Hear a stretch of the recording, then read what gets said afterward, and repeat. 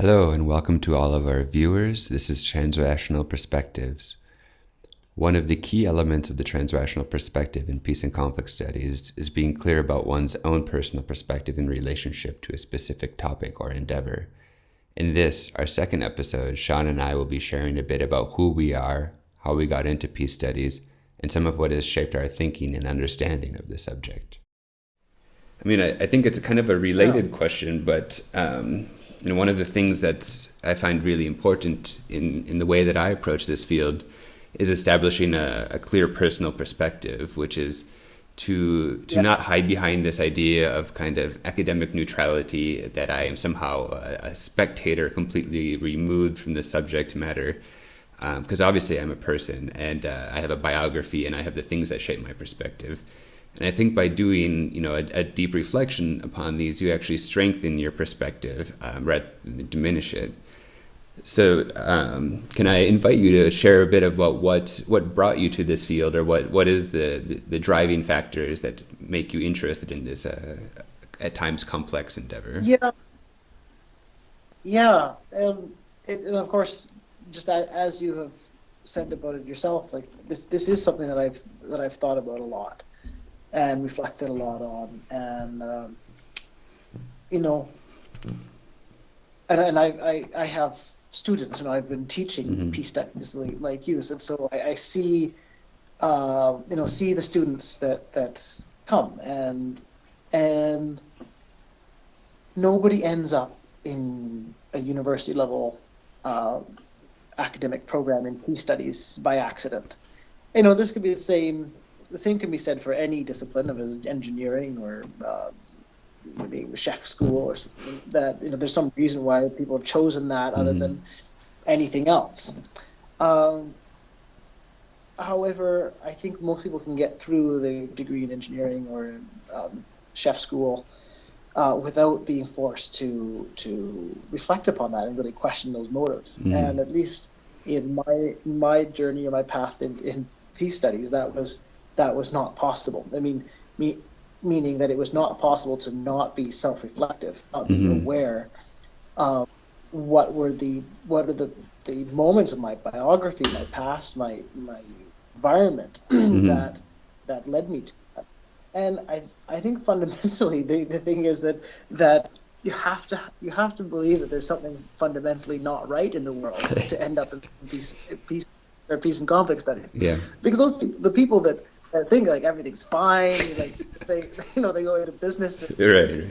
economics, or hedge fund manager or something, and they just continue the system. But for those among us, for those human beings that for whatever reason have the perspective that things aren't fine, some of them fall through the cracks. They get like shaken through the sifter, and they end up in our classrooms. And so for me, one of the things was knowing from a fairly young age that I had a lot of advantages. I had a lot of privileges. One being knowing that I was an intelligent human being. I was always the head of my class, a very quick learner, highest marks in mathematics and things like that. So I knew that I never doubted my academic capacities. So I knew from a young age that I could study whatever I wanted. And then also knowing that I had the backing and support of my family to do that, so that I could study anywhere I wanted, basically, and that I would have the financial resources to be able to do that. Maybe not the absolutely most expensive university in the world, but that I could go to university without a problem. And adding those things in to the fact that when I was 11, my father died suddenly. It was unexplained cardiac arrest. He was playing basketball and just died. And being 11, just before puberty, of a child, an older end of that time of life, but just before really kind of breaking through into a new phase of life, I lost one of the most important figure. Mm-hmm. Well, my mother, but Mm-hmm. like, and it was a core figure of my family, like of origin, Mm-hmm. and those things I think really combined to create a great weight on me of being responsible and doing the right thing, and doing like kind of like the what I would say the noble thing. And it's like, Mm-hmm. okay, if I have these gifts and I have this time and I have these abilities, what is worthwhile for me to do? You know, like Mm-hmm. I could become an electrician and learn to twist wires together, and probably be pretty good at it. And I could make money and buy a house. And what is that? Is that what I'm here for? Is that what my skills and my talents, my biography has led me to do? And for me, unfortunately, or I don't know if it's unfortunately or not, but there were times when I definitely felt unfortunate that that just didn't seem to be my destiny. Mm-hmm. And so when I learned that peace studies existed, it fit into all those kind of biographical notes of, of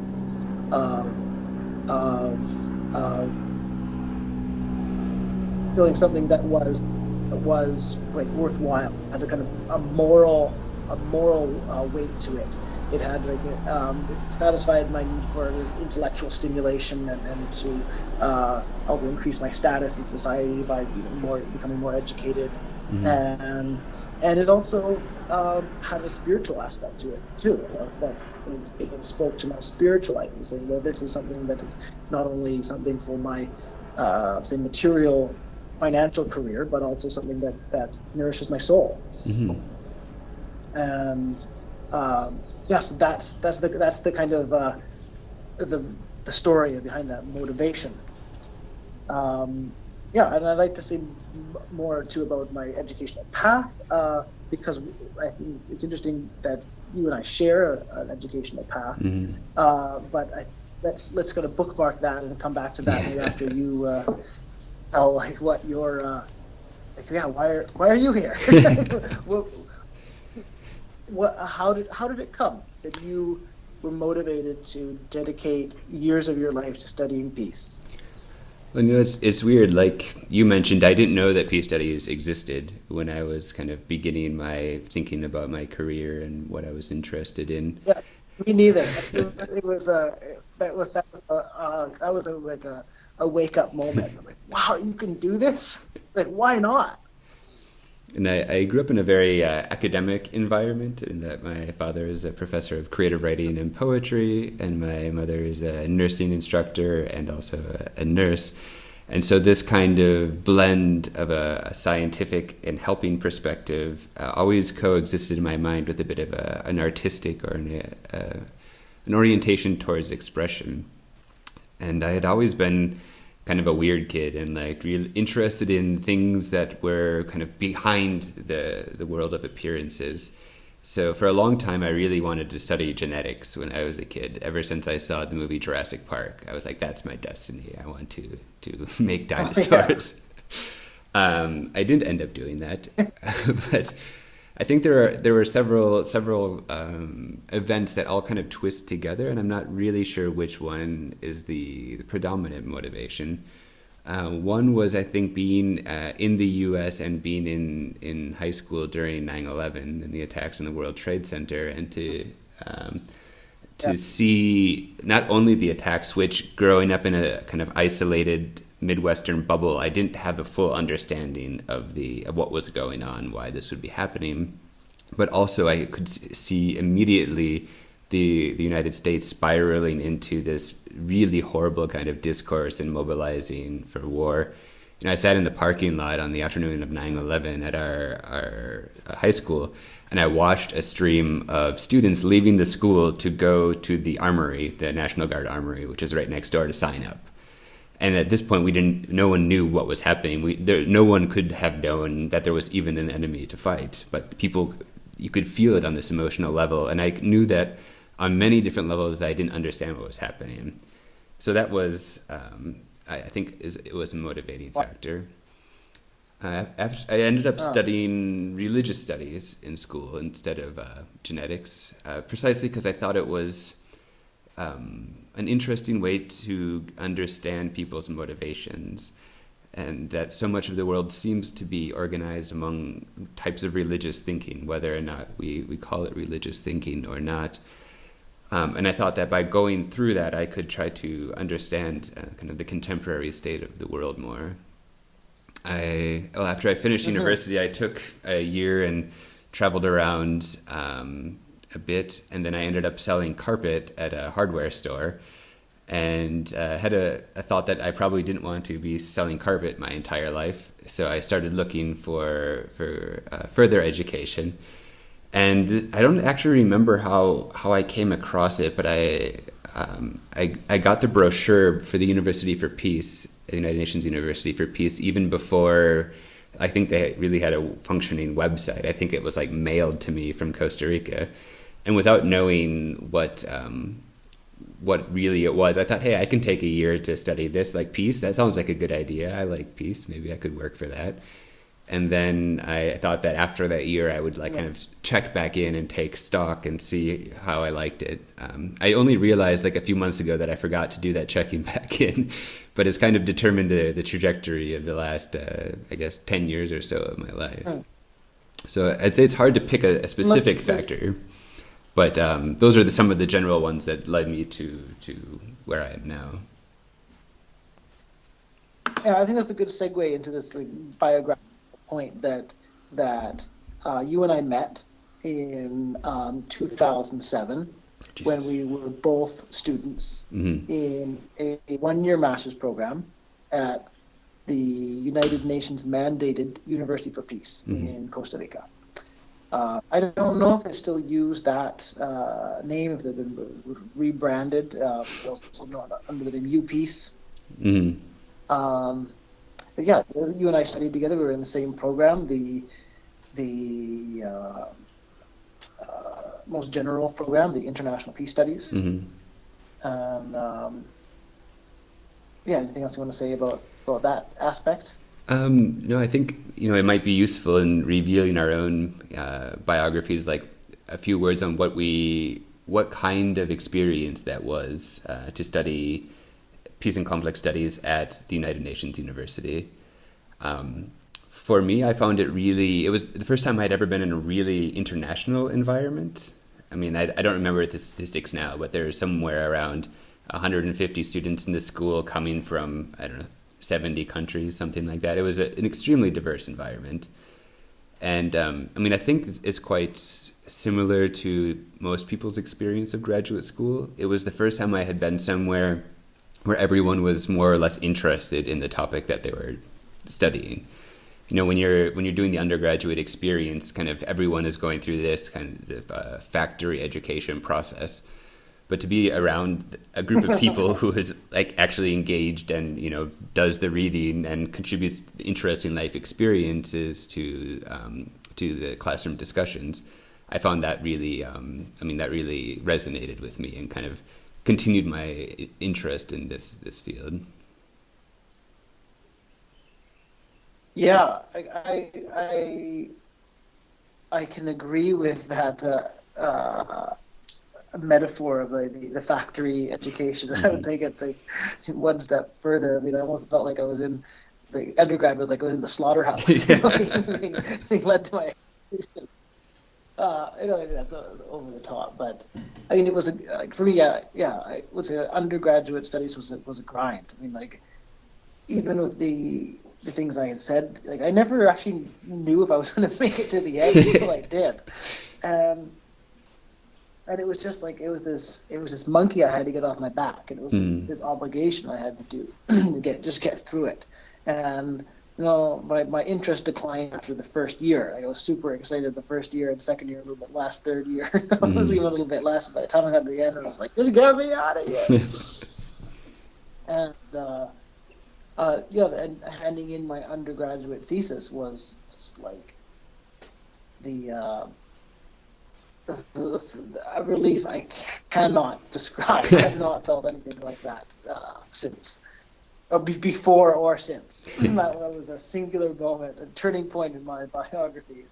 Um, yeah, but I could also agree with a lot of things you said about the UPeace experience, and add that some of my greatest learning. This is a kind of very typical thing that people say about education or about grad school is some of the greatest learning took place at the pub after classes, just chatting with all of our classmates and all of the other like schoolmates, people from around the world, and I've made friends with people from all over the world, and from places that, for me at that time, seemed very unlikely. Like, we had like 17 classmates from Japan. I don't know if that number is correct, but it sounds correct. And they were some of my closest friends, and also, like, I made a really good friend from Pakistan that I went to visit afterwards, and there were times I really spent a lot of time with some of the African guys, and I really connected with people. I really took advantage of the opportunity that there were people from all over the world, and could just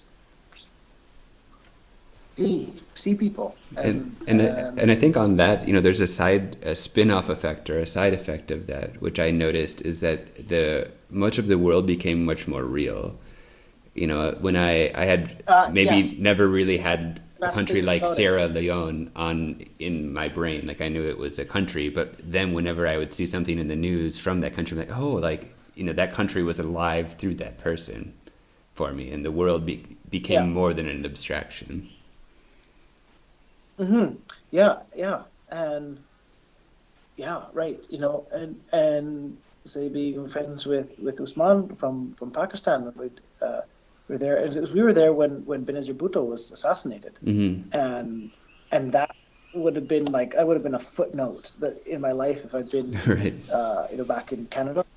Actually, I never introduced that part. I'm from Canada, and you're from Wisconsin. I'm from Wisconsin, in the U.S. Yes. yeah. Anyways, that would have been like something that I don't even know if I would have paid attention to that happening on the news, but that was a very real event for me. And I think that personally. Oh, go ahead. Well, I think that one of the unique things about our kind of shared educational biography is that we have gone to 3 of the same educational institutions, and I think that we followed similar paths and motivations for why we chose each of those. Both Shawn and I did our second master's degree at the University of Innsbruck, Master in Peace, Security, Development, and International Conflict Transformation. Do you want to talk a little bit about what was the motivation, or what was the inspiration that drew you to do a second master's degree? It's not that common that someone will choose to do 2 master's degrees. Yeah, usually they say someone's like a glutton for punishment, or they don't know when to quit. 2 master's degrees, and there were times when it did seem like a bit much, but it was a decision that I do not regret at all. And so I think this is our third course we had at UPeace. We had an instructor. There's Professor Wolfgang Dietrich, who still is at the time of recording this. He still is the academic director of the aforementioned master's program in the University of Innsbruck in Austria.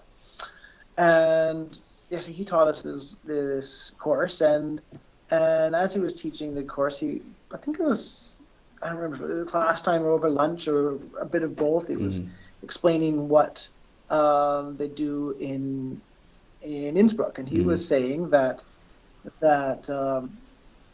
was telling us how his program there used a lot of experiential learning. Now, he came from the background in having done some field work, and he said that he was the head of the Amnesty International in Austria, if I'm not mistaken, and had, with his experience in field work, saw that a lot of people that were sent or deployed into some kind of international humanitarian aid position went with completely unprepared, with like zero training, and made matters worse for themselves and for other people around them.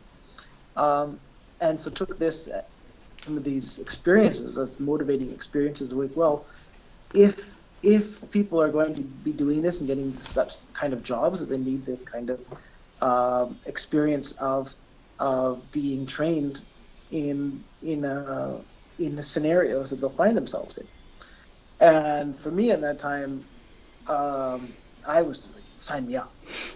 I was really curious that, because that was more along the lines of the practical training that I was looking for when I went to UPeace, and I also thought it would be a good complement, having done a lot of the classroom kind of learning in UPeace. I think I learned a lot there. But I really wanted that kind of more practical training. So,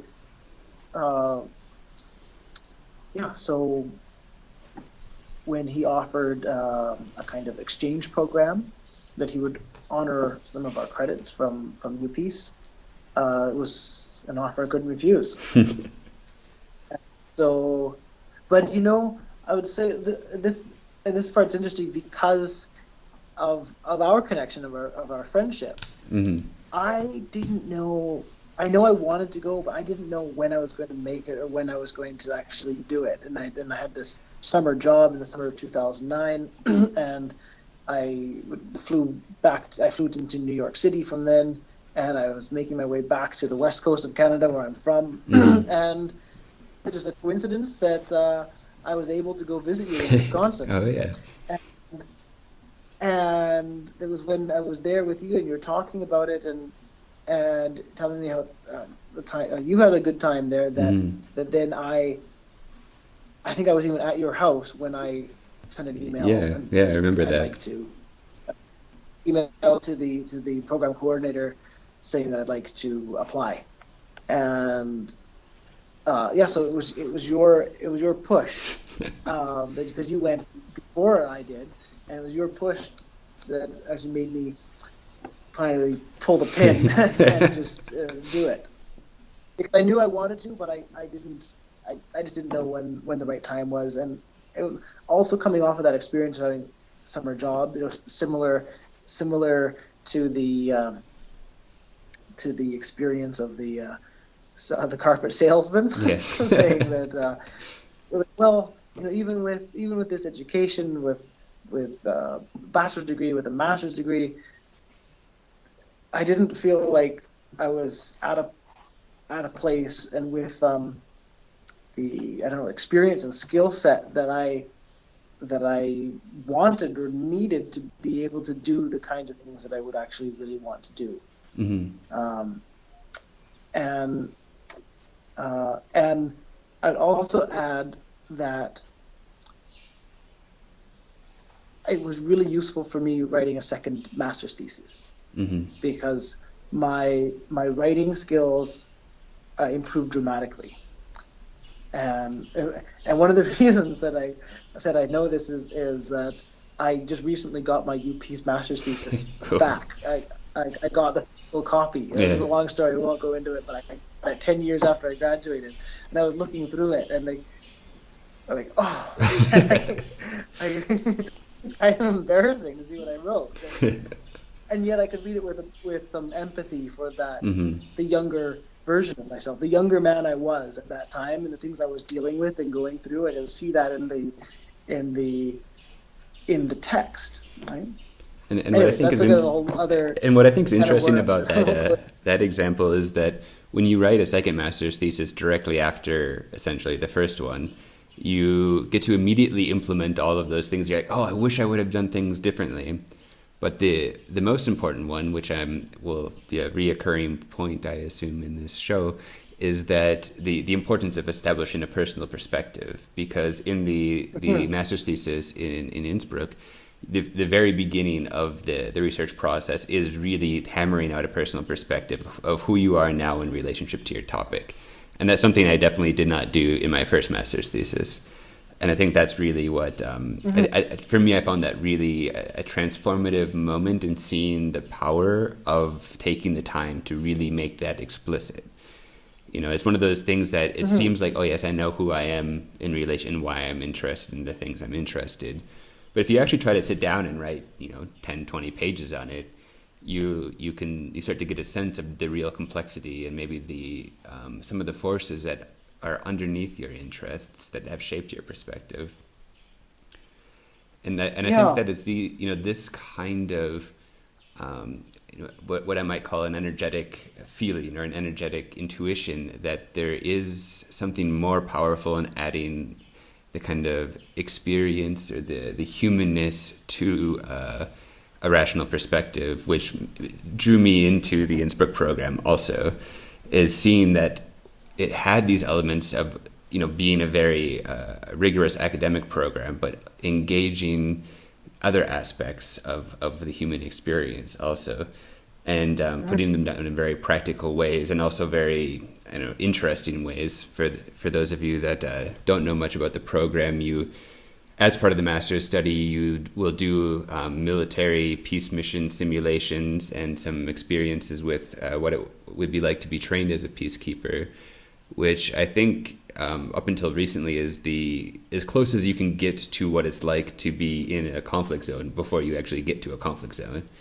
which is a good thing to experience if you're going into this field, because myself included, it's very easy to come into this field very idealistic, like I'm going to come in and save the day or something, and then if you don't know how you will be in relationship to a difficult situation, it can become quite problematic. But the program also involves did you want to comment on that? Well, so since you already broke your train of thought, say one of the things that from my own experience and having talked to many other students, having seen many other generations of students go through this program and do the military training, one of the things that's always a perennial issue is this idealism of not knowing how to deal with issues of neutrality, impartiality, and the idea of having to leave someone behind because it's the best decision, or of not helping someone because you're compromising your neutrality and or your impartiality, and that there can be very real world consequences for doing that, and big disastrous consequences for doing that, and that's the students are put in those scenarios on purpose to cause a stressful situation and to be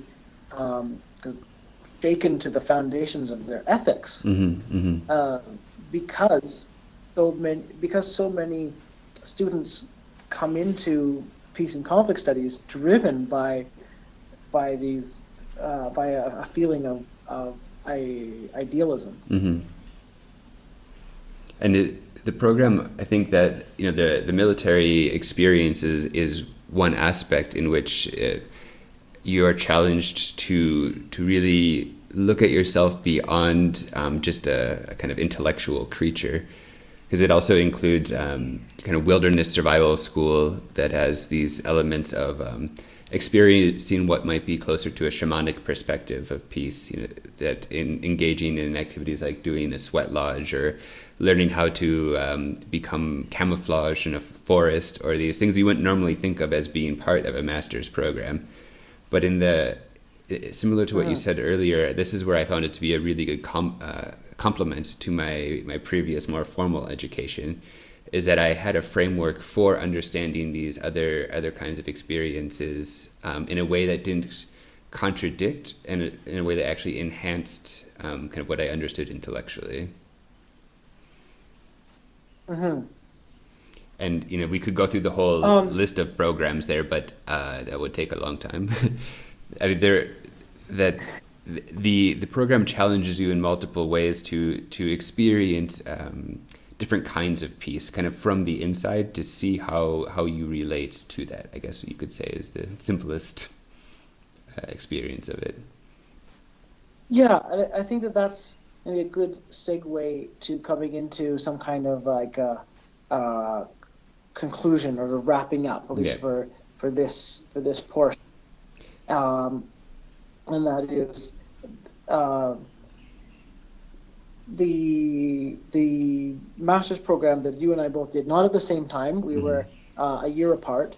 Uh, is structured in a way that offers experiences in different ways of understanding peace Hmm. that students can learn about on a theoretical level, but also have the opportunity to have a lived experience or a visceral experience of that perspective. And um, clearly the military peacekeeping training, the cooperation with the Austrian Armed Forces, is an element that is intended to give the students a lived experience of security, of peace out of Hmm. security, or in the feeling of insecurity. And it's pairing that is, or maybe brother that's not too far behind, is Justin. Hmm. And then in the last module of the program, which is what you mentioned with the shamanic experiences, but also things like dance, Hmm. theater, like Holotropic breath our work. aesthetic, holotropic breathwork, or aesthetic or lived experiences Hmm. of peace out of harmony, or peace out of truth. Hmm. So that the framework doesn't just focus on the security and strategic studies Hmm. aspect of peace, but also has um, has elements that not only talk about but give these firsthand experiences and say, well, yeah, I lived some kind of inner peace. I had Hmm. something close to that. I see what, and maybe to be able to say, I see what other people are talking about. Yeah, because I've been able to have this profound experience. Hmm. Well, I think we've done a pretty good job of starting with explaining where we're coming from and some of the things that have shaped our perspective, and we'll continue to go into some more of that as the episodes progress. Thank you for joining us on this episode of Transrational Perspectives. Coming up in the next episode, Shawn and I will be discussing the origins of the field of peace studies and some of the different forces that have shaped and continue to shape its development.